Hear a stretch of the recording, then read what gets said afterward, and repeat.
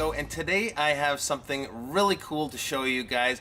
The watch we're going to be taking a look at today is the Tudor Black Bay Black. This is the ETA version of the watch.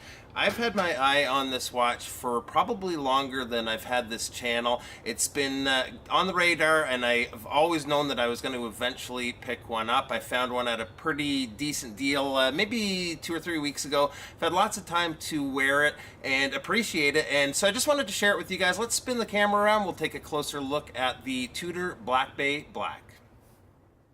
Okay, so before we get into the watch, I just have to talk about the packaging just for a second here. I've mentioned it before, but I just really love watch companies that go the extra mile when it comes to packaging and presentation, and Tudor definitely has here in this case. So the watch comes in an outer box, just a regular cardboard box branded with Tudor. We have the instructions, the guarantee card, as well as some booklet with some extra information on the guarantee. And I'm not sure what the inner box is made of. It seems like it's almost made from mahogany. The finish is just amazing. It's very similar to like a grand piano type finish. It is marked with the Tudor logo and the Tudor shield. And if we open it up here, you'll see in the back we have a little pocket for the booklets and warranty card. We have a nice little pillow, and then there is a slot here for an extra strap that the watch comes with. The watch comes with two really great straps here. The Black NATO is a really high quality strap. The hardware here is very well done with nice beveled edges. I love how they've incorporated the Tudor shield into the buckle. The other thing that's really cool about this buckle, and I've never seen this on a NATO, is you can see here you can actually make micro adjustments for the perfect fit.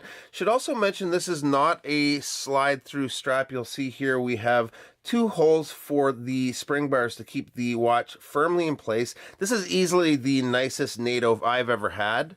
The leather strap is really well done here too. It's a black distressed leather. The stitch work is pretty well perfect, and it just goes great with this watch. It has a nice taper down to the deployant clasp, which to me is such a well-designed clasp. Again, they've incorporated the Tudor shield into the design, which looks awesome. The clasp opens and closes very smoothly, not so much with gloves on, but it typically opens and closes very smoothly, although it does have a very secure feel on wrist. If you look here, there's actually a small white ceramic ball bearing adding to that smooth operation of the clasp, and it just has a really satisfying click when you close it.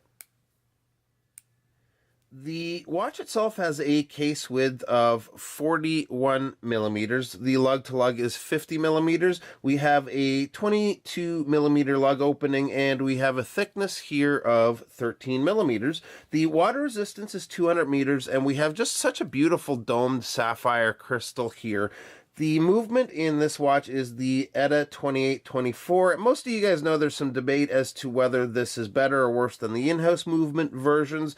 To me, there's pros and cons to both, but I will say this isn't a typical ETA movement. The movement has been modified by Tudor. For me, it's been keeping excellent time. I wore it, over a long weekend a few weeks back. Gained only 6 seconds in 4 days. The in-house movement would be nice. I mean, it does have a 70-hour power reserve, but there's an argument over the cost difference for service between the two.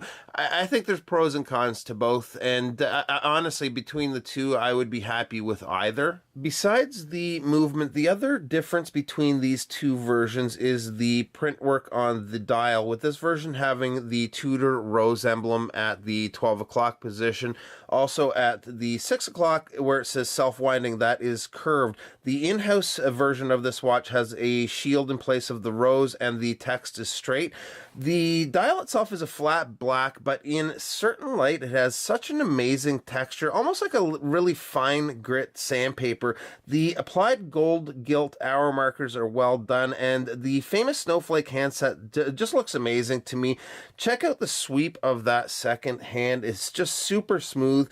They and the hour markers are loomed, so let's check out that for a second. So I'm a bit of a loom junkie, and I always compare with Seiko diver loom. There's no question the loom isn't as bright here, but the Tudor's loom I find maintains its brightness a little longer than the Seiko's. The pip on the bezel is loomed, and I find a lot of the time on watches the pip loom fades faster than the rest of the loom.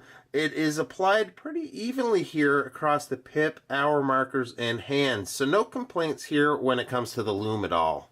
The bezel has a black aluminum insert with that nice little pop of red at the 12 o'clock here. It is a 60 click unidirectional bezel, and the action's just really nice here, with every click having a very precise feel. There's no play whatsoever. The other interesting feature that this bezel has I've never seen before is when it is turned to the 12 o'clock position, there's a little bit more resistance than at any other position, making it very easy to set back to the 12 o'clock position and making it also a little harder to knock out of that 12 o'clock position.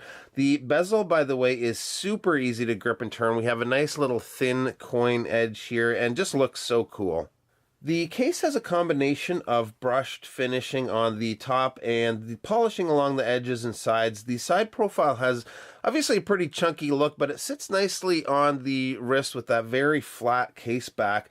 The oversized crown is engraved with the Tudor rose, and due to its size, it's very easy to use. The winding action, if I just unscrew it here, is super smooth. The crown finds the threads right away when you screw it back down. The screw down case back, if we flip the watch over, is pretty simple in its design, with Tudor, Swiss, Genève, and 3 of the Tudor Shield logos between them. So let's check it out on wrist here for a second. Alright guys, so on wrist, to me, this is such an eye-catching watch. Tudor, like a lot of other companies out there, have been taking cues from some of their older watches, and I find that they've done it right here. To me, this feels like a watch that's going to stand the test of time. If anybody out there has this version, or the in-house version for that matter, I'd love to hear your thoughts on it. For anybody considering purchasing one of these, I think it's a great buy. They're a fantastic watch. Let's take this back outside, and we'll wrap up today's video.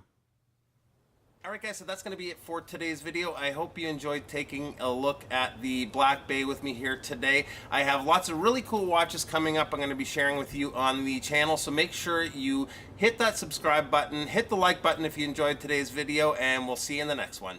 Bye-bye.